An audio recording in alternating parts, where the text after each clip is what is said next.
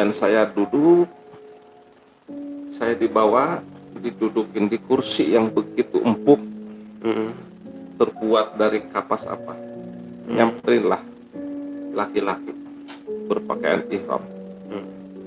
Saya tanya, kamu siapa? Saya amalmu. Dia cium tangan ke saya.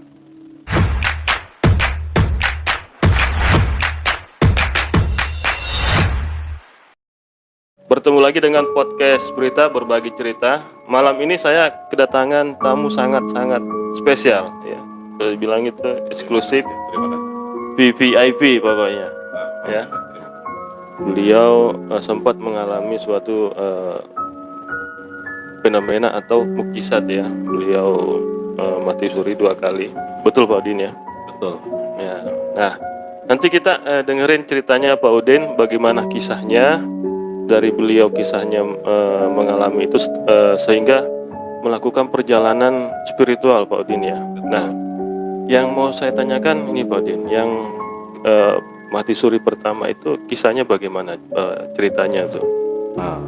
Assalamualaikum warahmatullahi wabarakatuh. Terima kasih untuk Bapak Lias atas waktu dan malam ini ya. Alhamdulillah dengan begitu sekian lama nggak ketemu, dengan izin Allah sehat walafiat lahir ya batinnya, kita bisa ketemu lagi sama Pak Lias. Jadi pas ya ini buat terutama ya buat saya sendiri ya, buat pemirsa juga buat Pak Lias ya, mau percaya atau enggaknya ya saya nggak memaksa. Nah itu hak pemirsa ya, tapi yang saya alami ya seperti itu Pak. Seperti itu ya. Nah, jadi dengan kondisi ya pertama yang saya alami ya itu kayak mimpi, dan saya juga nggak tiba-tiba langsung apa yang orang bilang mati suri, dan saya di situ juga ada musibah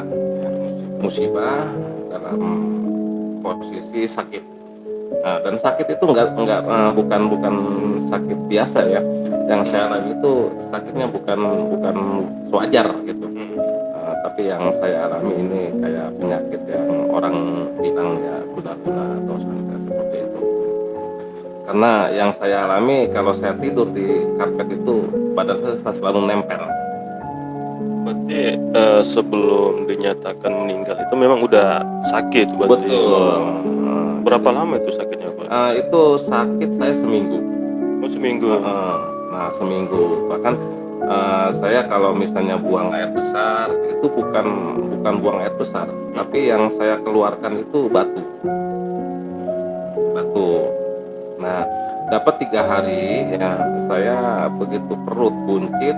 Nah saya minta tolong ke temen ya, ke Ustadz Acang, ke Haji Eman, dan ke Atma Wijaya, suruh meruqyah badan saya alias ya, minta dibacakan itu surat jin.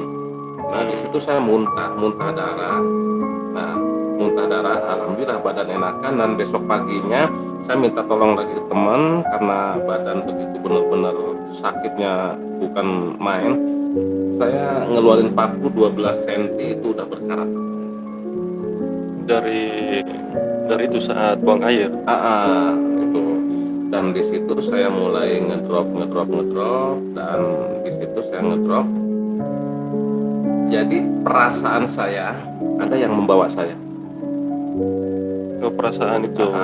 Ada yang membawa saya, itu kalau kita bilang kiai ya atau ajengan ya, berpakaian seperti Habib, seperti kiai. Berarti ini di bawah alam sadar lah ya. Iya, betul seperti itu. Dan saya diajak melihat yang namanya neraka. Cuma di situ saya cuma diajak melihat. Saya belum apa ini, banyak pertanyaan ini kenapa. Nah, saya pertama itu diajak. Nah ini tingkatan 1, tingkatan kedua. Berarti waktu ngedrop itu belum dinyatakan meninggal waktu itu. Belum. Cuma perasaan saya kayak mimpi. Oh kayak mimpi ya. Diajak seperti ya kita diajak perjalanan ke sana lah. jadi kasih lihat ya, ini tingkatan kedua, ini tingkatan ke-1. Nah bahkan yang ngajak saya bilang begini, udah kita sholat subuh dulu, kita sembahyang subuh dulu di Masjidil Haram di Mekah. Nah, saya ada di persis paling depan tapi di belakang imam. Nah, di sana sebentar. Nah, cuma saya suruh pulang. Disuruh pulang. Suruh pulang. Udah perjalanan kita sampai di sini ya. Dengan izin Allah, dengan ada izin Allah, nanti kapan-kapan kita bisa ketemu lagi. Sekarang kamu pulang. Kasihan keluarga kamu dan kasihan kamu kedinginan. Kasihan. Nah, terus saya bilang gini, gimana cara saya pulang? Karena kan saya diajak sama Tuhan. Ya betul. Nah, kamu kan orang Islam, apa yang kamu baca? Semasa kamu di dunia atau semasa kamu hidup? Yang saya baca subhanallah walhamdulillah wala ilaha illallah wallahu akbar. Itu baca. Begitu saya baca, ternyata begitu saya bangun, saya lagi dimandiin. Dimandiin. Dimandiin. Berarti posisi dinyatakan udah meninggal oleh keluarga itu ya. Saya lagi dimandiin. Berarti gini Pak Udin, di saat perjalanan itu berarti kan lama prosesnya kan? Lama, tapi saya di sana sebentar. Sebentar. Terus begitu singkat. Begitu singkat. Terus Pak Udin sadar. Ya biasa, setelah saya sadar, kok kenapa saya dimandiin? Itu nggak ada yang berbicara. Setelah saya turun sendiri, ya saya berpakaian, ditanya lah, kamu ini begini. Enggak, saya bilang, saya belum meninggal. Saya cuma yang saya rasakan itu mimpi. Nah, begitu saya udah sembuh, posisi saya sakit lagi. Selang berapa hari itu? Itu selang seminggu. Oh, selang seminggu. Sakit lagi. Sakit lagi selang seminggu. Nah, sakit lagi selang seminggu, saya dibawalah ke suatu tempat. Dibawa alam sadar lagi itu? Enggak. Jadi saya dibawa ke kiai. Berobat. Kiai nggak sanggup.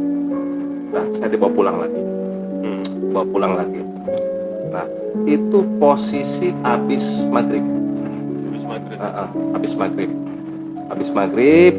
Nah, udah. Saya posisi seperti yang pertama.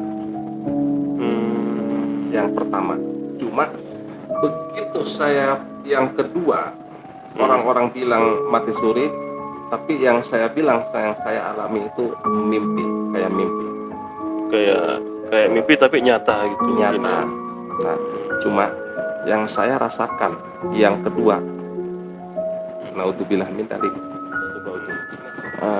Yang kedua berarti. Yang kedua, saya di situ merasakan sesak, badan menggigil, panas, sesak gitu. Sesak sakit. Berarti sebelum Pak Udin dibawa alam sadar itu apa gimana? Belum. Sebelumnya. Saya posisi sadar, tapi keadaan lagi sakit. Nah, tiba-tiba dada saya sakit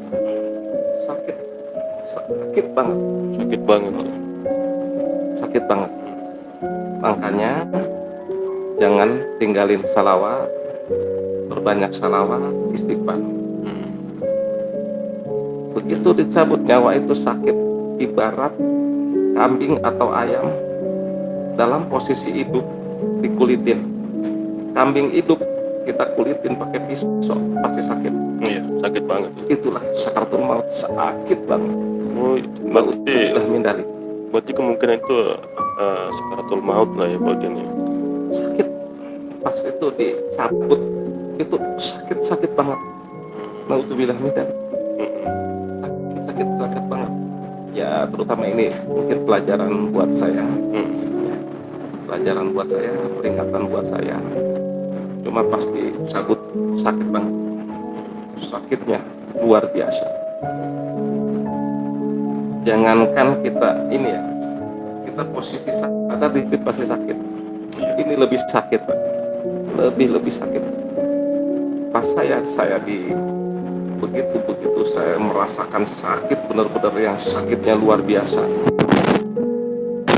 Saya tiba-tiba ada di sana. Dibawa kemana tuh Pak Udin? Saya diketemukan ada yang bimbing saya di sana. Oh, ada yang dampingin lah. Ada yang bimbing saya di sana. Dan sekecil apapun amal kita, perbuatan kita sewaktu masih hidup, itu menyelamatkan kita. Menyelamatkan kita. Sekecil apapun itu menyelamatkan kita. Karena saya disamperin sama cahaya. Saya nanya, siapa kamu? Saya amalmu. Si cahaya itu, saya amalmu. Dan ada yang nyamperin saya berpakaian ihram. Mungkin itu yang dibilang malaikat. Itu mukanya sama. Mukanya sama, Pak. Ada berapa tuh yang nyamperin Pak? 2. Ada 2. Berpakaian ihram, mukanya sama. Berarti ke mukanya kelihatan Sama.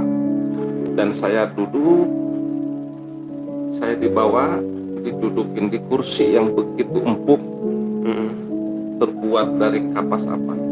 Nyamperinlah laki-laki berpakaian ihram. Saya tanya, kamu siapa? Saya amalmu. Dia cium tangan ke saya. Nah, saya dibawa lagi ya, sama 2 yang berpakaian ihram itu. Ditujukanlah. Ya. Begitu ditujukan, saya tanya ke amal saya. Hai amal, kenapa orang itu memanggul besi bertonton, besi panas dan tidak sampai-sampai? Kenapa? Dan si amal saya bilang, dia semasa hidupnya, waktu hidup di alam dunia, dia suka nyantet orang, makanya dia tidak sampai yaumil kiamat. Terus-terusan seperti itu. Berarti perjalanan Pak Udin ini di saat itu dibawalah ke istilahnya ke alam neraka lah ya. Terus ada lagi, ada perempuan itu dijambak rambutnya sampai copot ke kulit-kulitnya, Pak. Rambutnya Tarik ke atas, ditarik ke atas sampai copot ke kulit-kulitnya. Saya tanya, kayak amal, kenapa perempuan itu? Dia sewaktu hidup di dunia, dia tidak mau memakai jilbab.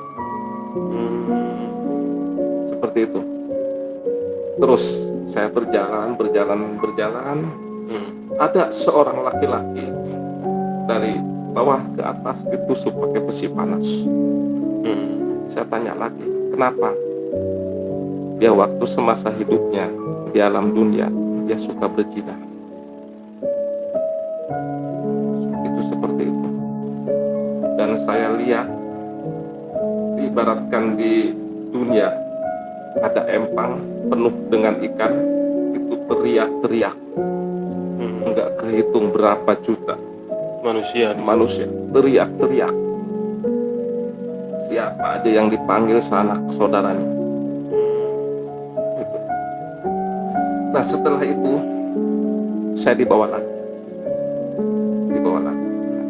Di situ saya lihat manusia duduk di kursi panas. Lagi dicambukin, cambuknya berbentuk api. Nah, yang bimbing saya nggak ada. Yang amal tadi itu Nggak ada. Cuma di kanan kiri saya ada berpakaian seperti kiai. Hai mama, siapa itu yang lagi dicambuk? Deketin sama kamu. Saya deketin, Allahu Akbar mama, itu saya, itulah dosa kamu. berarti Pak Udin ngelihat dirinya Pak Udin sendiri. Ya, lihat. Begitu saya mau dibawa sama Algojo berpakaian hitam, saya diseret, terus saya liatin, saya diseret, ada sekecil cahaya, tapi begitu terang. Si cahaya bilang, mau dibawa kemana manusia ini? Nah, yang nyeret saya balik nanya, siapa kamu? Jawab dulu pertanyaan saya, mau dibawa kemana manusia ini? Disitulah berdebat. Pas ketiga kalinya, siapa kamu? Jawab dulu pertanyaan saya, mau dibawa kemana? Mau dibawa ke neraka. Nanya, siapa kamu? Saya adalah amalnya, lepaskan manusia, dilepaskanlah saya. Hilang di situ. Berarti amal itu yang Pak Udin alami ya, yang Pak Udin lihat itu bentuknya bercahaya. Bercahaya.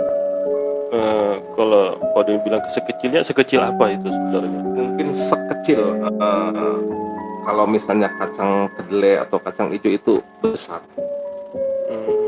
Kecil Banget, sekecil beras, tapi dia cahaya. Tapi dia terang berarti. Dia terang.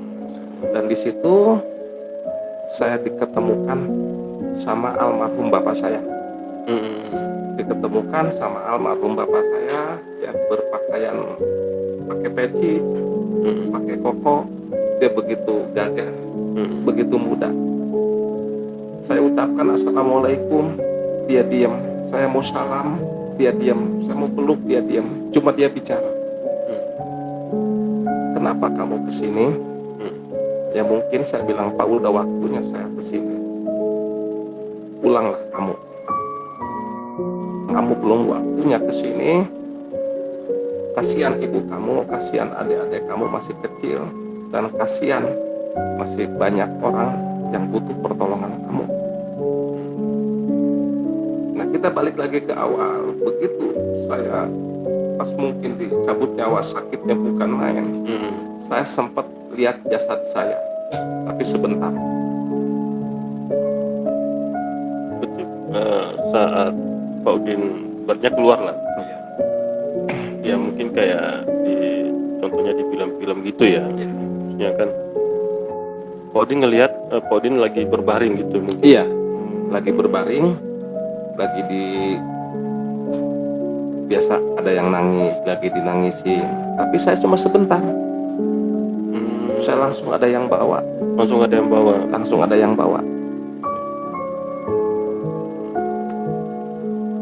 Nah, begitu saya disuruh pulang sama almarhum bapak saya. Nah, amal saya nyamperin. Yang dua orang itu, dia berubah amal. Dia berubah. Sama seperti kita. Saya amal, saya suruh pulang sama bapak saya, tolong antarkan saya. Kata almarhum bapak saya, kamu belum waktunya datang ke sini. Kasihan ibu kamu dan adik-adik kamu, dan masih banyak orang yang butuh pertolongan kamu. Saya harus gimana? Amal saya bilang begini, kamu jalan terus. Seandainya kamu menemukan kotak cahaya kecil, samperinlah sama kamu. Itu petunjuk. Terus baca salawat, jangan berhenti. Insya Allah dia menghilang. Dan saya jalan terus-terusan, saya jalan di situ, saya kepanasan, kehausan.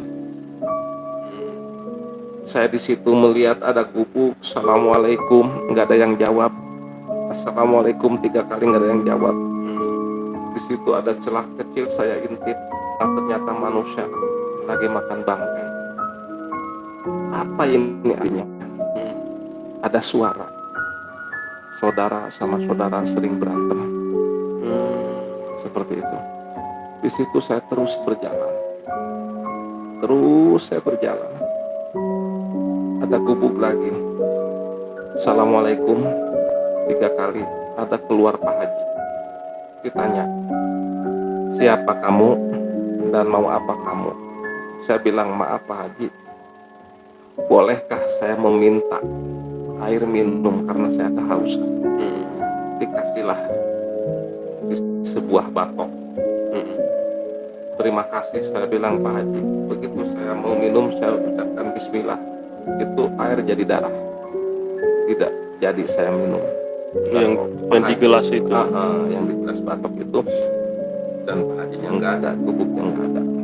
Terus saya berjalan sambil di dalam saya baca shalawat, baca istighfar.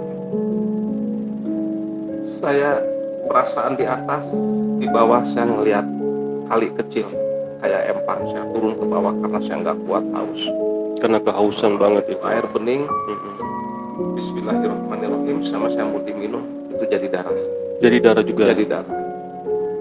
Astagfirullahaladzim. Nah, jadi air susu. Jadi air susu.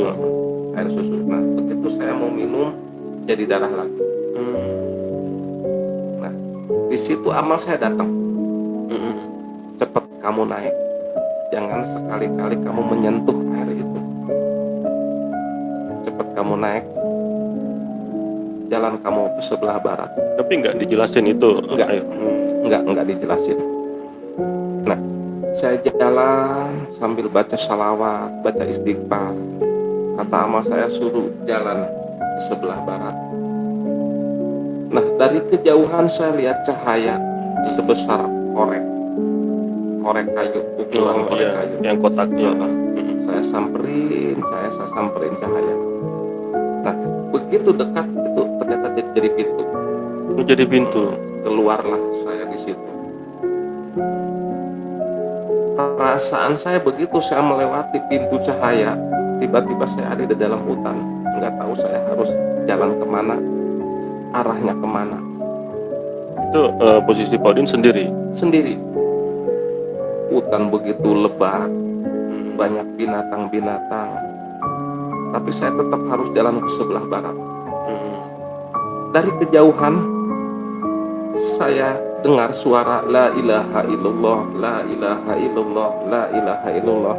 Teruslah saya cari suara itu. Begitu saya melihat dari kejauhan, siapa yang meninggal? Ada saudara saya, ada teman saya. Siapa? Saya panggil saudara saya, enggak nyaut. Tapi tetap saya ikutin. Siapa sebetulnya yang meninggal? Nah, begitu saya deketin, terus saya ikutin ya. Saya ikutin.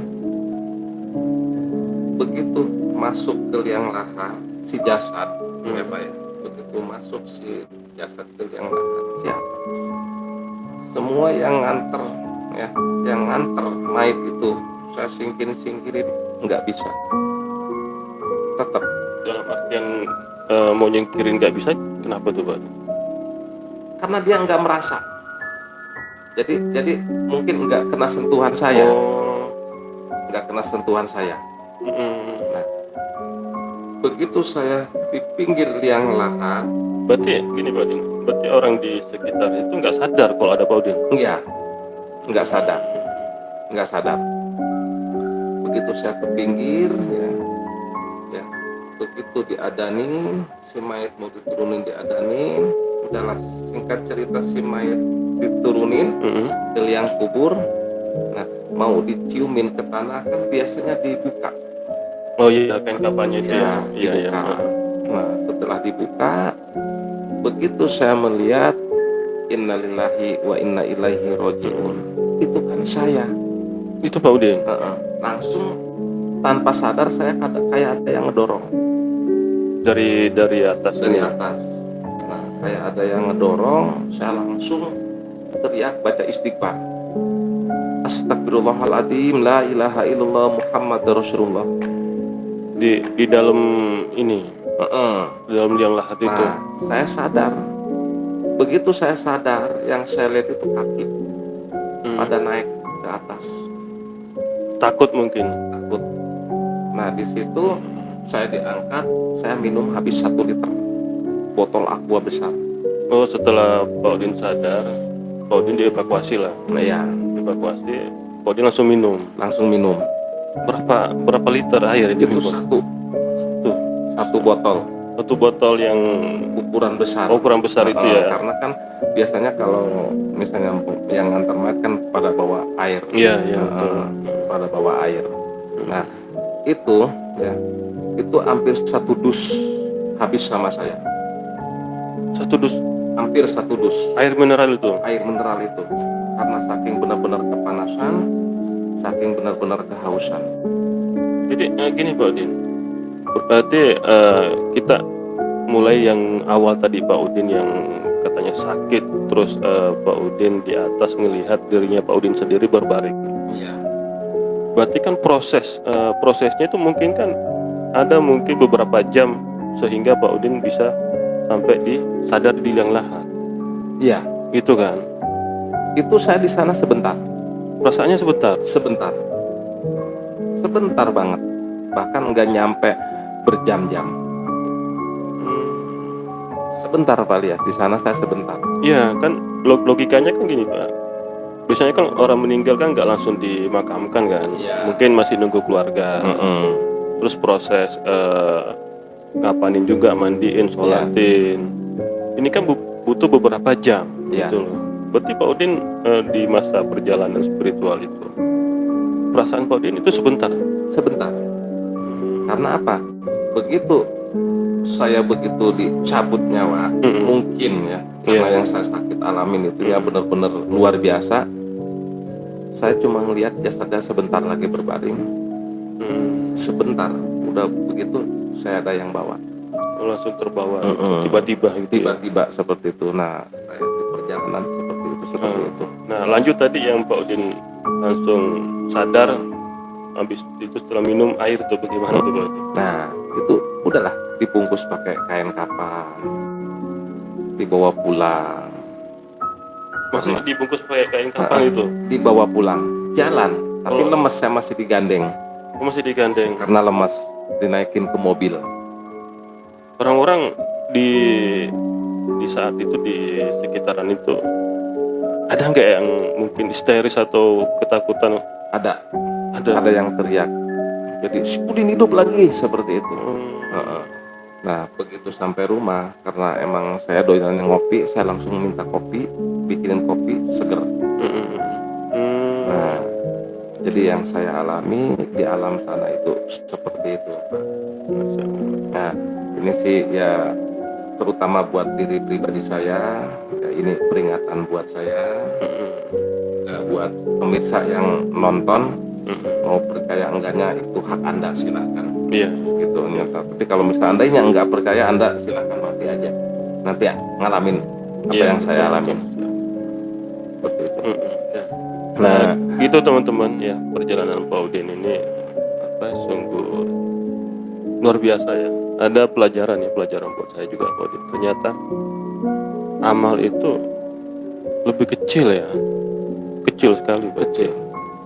Sekecil apapun perbuatan kita, amal kita di alam dunia, itu bisa nanti kasih lihat ke kita. Dikasih lihat ke kita. Itu selama kita hidup ya. Iya. Nah, setelah saya boleh dikatakan hidup kembali, tali kain kapan saya selama 40 hari itu selalu ngikut saya. Ikat kepala sama ikat kaki. Itu selalu ngikut saya, biarpun udah saya taruh di dalam lemari, selalu ngikut saya. Selalu. Nah, umur 40 hari ikat yang di kepala itu hilang, tinggal ada yang ikat di kaki. Itu 40 hari lagi yang diikat kaki hilang sampai sekarang. Itu hilang nggak tahu kemana. Hilang dengan sendirinya. Nah, setelah Pak Udin mengalami proses itu, ya, berarti kan 2 kali Pak Udin. Iya. Dari orang tua Pak Udin sendiri ada nggak artinya pendapatnya atau ada penyampainya Pak Udin dari almarhum dulu? Semasa ibu saya masih hidup, almarhum, cuma ibu saya bilang, kuatkan pondasi. kuatkan iman. Apa yang dibilang pondasi, sering-seringlah baca Fatihah, sering-seringlah baca salawat, sering-seringlah baca istighfar. Itu yang saya pegang, nasihat pedoman dari almarhum ibu saya. Nah, cuma ibu saya selalu yakin percaya sama Gusti Allah. Segala sesuatunya kita kembalikan ke yang Maha Kuasa. Iya.